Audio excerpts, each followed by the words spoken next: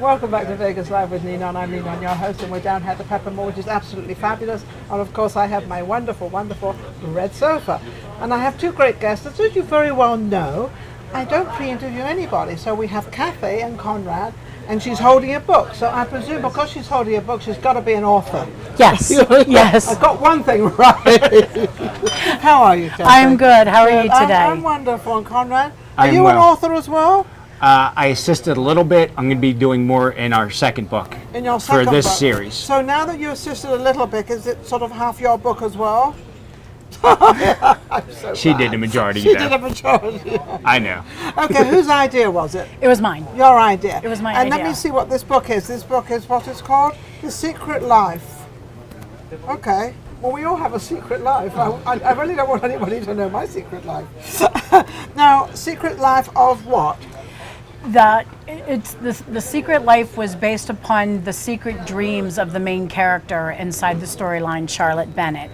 It was those secrets were her secrets, things that she was aspirations and dreams that she had, or traumas that happened in her life, how she kind of buried them inside of herself. Why do we bury all our, and sort of, we don't want people to know about certain things in our life, and we're so ashamed of some things we do. That's what I mean. And some Judgment. things we don't. Judgment. And I'm not afraid of anybody judging me because I'm actually out there, so I put myself out there to be judged.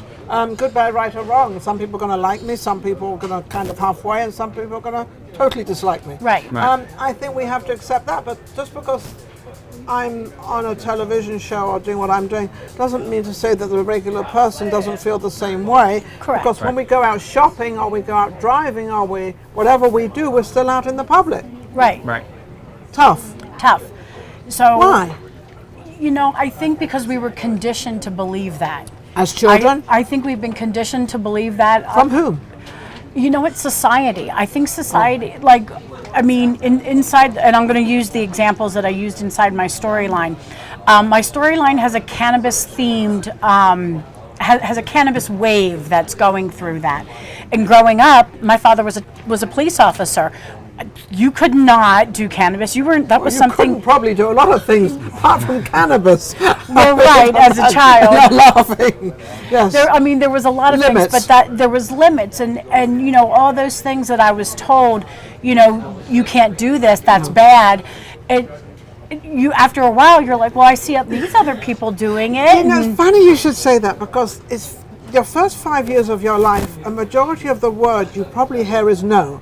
Right. No, don't do this. No, don't go there. No, be careful. No, and it's like we've got, and you're right. We're brought up with this kind of no in our heads and our minds. The wiring and our brains are wired then from the get-go. Because is it to true? go- For yes. 5 years? Yes, it's actually 8. 8 years now? I think 7 or it's 8, yes. 7 or 8. Gone up a couple of years. But No, I think it's by 7 or 8. Your pattern. By the time I'm almost positive it's 7 or 8. It's so funny when you say that because I still can't comprehend that. I still can't believe that the first 5 years or 7 years or 8 years of your life, you're conditioned for the rest of your life because you don't even know what's going on at those first years. But everybody says it. But it's the programming that's coming in. But I believe it doesn't need. I know I changed, but it took effort to change, and I had to start doing things. Well, hang on a second. Did it take you effort, or did you find out what you personally wanted to do yourself, and you decided to do that? But it took effort for me to get there. Why would it take effort? Because I was Of at a what point. you were drilled into your head. Because you get to a point when you're pushed down that you believe those lies. And if you believe those lies that you are not worthy, that you are not valuable, that you don't I have. was told that all the time when I was growing up. I was like totally nothing. Really. My sister was like, she was a head honcho, she was a great one, and I was always the one that was stupid, the one that couldn't do this and the one that couldn't do that. I was the one that couldn't do all that stuff, but I believed it. And that was the problem, is Well, I I believed didn't it. believe it. Well, I left home when I was 16. So with $5. That's all I had. And no education. So I decided, obviously I didn't believe it, and I thought, I'm not going to do my own thing. Mm-hmm. But it's hard. It's hard. I mean, I raised children. I had a marriage. So when you raised your children, did you think of this 5 year kind of? I did, and I tried to change things. I knew there were certain things that I was brought up to believe in certain ways, and I was very aware of that. So I wanted to to send a different message to my children growing up. And realistically, the big reason why I sold my house and I'm selling this book all around the country is to show my children that your dreams are possible. It's just, it requires a tremendous amount of faith in the project that you're working on to go and do it.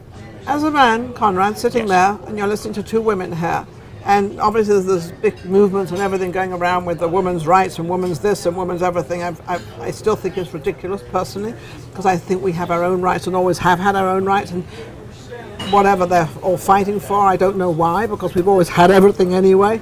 Your idea of what women, where they're going and what they're doing is kind of different. I don't know. I feel that women have been strong from the beginning of time. I agree with you. See? Because women are the ones that bear the children. You can't come into this world without a woman. No. You know, you need the woman to give birth to a man or and a the woman. woman's instincts from the day she conceives of having a child is going there to that child. Yep. And then she gives birth, then she's got for the next 16, 18 years to bring that child up. Yes. I know we have a lot of split, mums and dads now, which I think is tragic, but it is like that. And sometimes they go to the father, and if they didn't come to me, the child wouldn't be so great, and if they didn't come to me, we still have the arguments going on. Right. But a woman, you're saying a woman's always been strong, and I agree with you 100%. I just think we kind of lost our way in trying to get people, or whomever, feel sorry for us, and I don't know why. Right. I mean, I don't want anybody to feel sorry. You know, anyone to feel like, sorry for me. Yeah, If I make a mistake, let me correct it. Yeah, like let me figure out what I did wrong so I can make it better, and we always go to the things we did wrong, not the things we did right. Right. Why, Conrad? I think it's just because we're so focused on the wrong than on the right. That's what happens. And I also believe, though, that I think it's society that's put women down, and they shouldn't have never been put down because they've been the most important human. They always will be. They're not going anywhere. They'll always be important. I mean, yes, man's created first, but then God created woman, and because he wants to create more men and women. And we need both. Yes. And everybody is 50% male and 50% women. And I love it because I love a man being a man and a woman being a woman. That's my greatest thing, and I think a marriage should be like that. Let the man. I always remember my husband asking me several questions before we got married when we were dating. He was trying to find out what I wanted, and I said, "Listen, you are the man and I'm the woman. I'll take care of all the woman stuff, and you take care of all the man stuff, and let's not worry about it." And it worked. 29 years. Wow. We've done a lot of stuff. We feel like we're both a little bit of both. Is this your husband? This is my husband. See, now I just find that. See, I told you I never pre-interview anybody. I never pre-interview. I never research. I'm a psychic medium. I cannot research anybody. What psychic things are going on right now? We just went through a full moon or something. So I want to know some psychic things going on and happening. What's going on?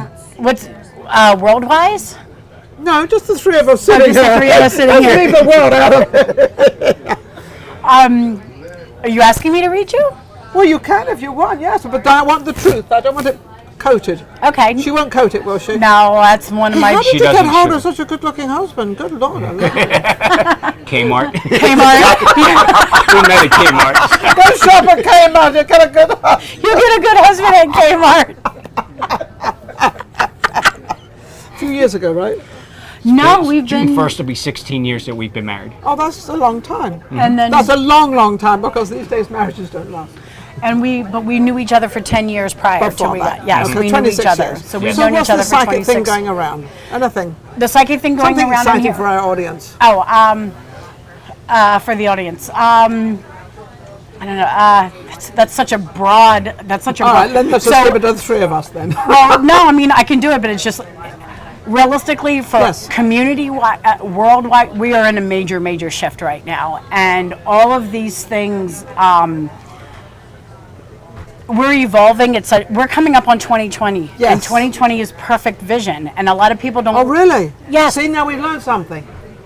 We've gone through a lot. 2020 is perfect vision. 2020 is perfect vision. Now, what do you mean by perfect vision? Means that we're going to start seeing things for how they really are. Like a lot of what we see, is sugar coated. Yes. So this new wave of and I believe you're a part of this new wave, like this new wave of there's nothing coming in and rearranging your, you know what I mean, like you're in control of this. There's nobody else. I'm totally control. Yeah. Right. I'm totally in control of myself. Yes, I am. And I'm not afraid to say certain things as a woman. You know what? And that took time for me to develop. It took time for me to develop my skin. Like, yes. But I over my career was in massage. I was a massage therapist for 22 years, and I just had the ability to be able to work on a lot of people, and I learned things from all of those people. Yes, and but you were also open to pick them up. I was open to pick them up. Yeah. Right. That's a big thing, and that's a big thing. What is in front of you, sometimes we ignore it. So it's good to pick it up. It's good to pick it up. Sometimes you pick up things that you don't want to pick up, and like that's kind of like, whoa, didn't want to see that one. But when I do, but when I do, I just try to bathe it in light and just say, okay, address it. Right. It's like I address take it in, and just say, I'm going to bathe this in light, and I'm going to send this off to where it needs to go, and let especially if it has nothing to do with you. Correct. And I think that's a lot of what we do. We actually involve ourselves in things that really have nothing to do with where we're going, what we're doing, or anything about us, but we take them on like, Well, that's what an empath, somebody who's empathetic, an empath, yes. you pick it up. You can't help but see it. Yes. And sometimes we pick this stuff up and we think there are feelings or that there are emotions or that it's relating to us, and it really is not. It's really that we are just a sponge for all of this things. And one of the big things is when anytime that you feel something where you're off guard, you need to stop yourself right then and go, wait a minute, is this my problem or is this somebody else's problem? And if it's somebody else's problem, you'll feel it lift away. You'll feel yourself actually get lighter. You'll be able to breathe again, like the anxiety sort of, because you ever notice how the anxiety happens, like when all of a sudden you're feeling something like this really big, heavy feeling and you think it's you, and you finally... I have to say no. Because I do not take on things that are not mine. If they're not yours. No. Well, I've always had to ask. I have to ask if it's mine or if it's not mine. Once I know whether it's mine or not. And a lot of the stuff is mine, and I address it and take care of it. But I always pray a lot and ask God, and why did He send this to me, and what do you want me to do with it? What do you want me to do with it? What am I supposed to learn from it? What am I supposed to learn, and what I'm supposed to do, and where am I supposed to go? So that's what I do with it. Is what am I supposed to learn from? I look at everything that happens and look for the gold in it. Like what was I was supposed to take away? No matter what it is, no matter what it is that happens, it's like if I choose to. If somebody does me wrong and I choose to focus and harp on that wrong thing, then it's going to consume all of my energy and it's going to take me away from moving forward. Right. I can't do that. I have to. You got it. Yes. You got it. Absolutely wonderful couple. I've learned an awful lot, but just remember one thing that Kathy said is 2020 is kind of ours. Yes. Is that what was the message? It's like, we kind of own 2020, and we're going to see an awful lot of stuff out there that we may not have thought we were exposed to, but be aware of it and look for it. Look for it. Be aware of it. Of yours, not somebody else's. Yes. Is that right? Yes. Did I get it right? Yes, you did. Okay, so don't forget your book. There's the book. Where can they find this book? They can find this on Amazon. Amazon, famous Amazon. Yes, Amazon. Yep, they're doing good. Yes. And what is your email or your Facebook or whatever? We're on Facebook. And it's under Kathy DeMatteis. Yes, everything is under Kathy DeMatteis, and then we also have stuff under DeMatteis. I love that name. Thank you. Thank you. That's your name. I married it. I married it. See, do you know what I love about what Conrad just said? He owns it. It's his, and you let it be known. Yes. Wonderful couple, absolutely amazing. I wish I had more time for them because I love all this media and stuff and all this, where we're going and what we're doing, but at least we know 2020 is going to be pretty cool. 2020 is where it's Let me at. just also tell you something else. In the meantime, we're living in 2019, which is just as great, just as beautiful, but make it that way. We'll be right back. Vegas Live with NINON.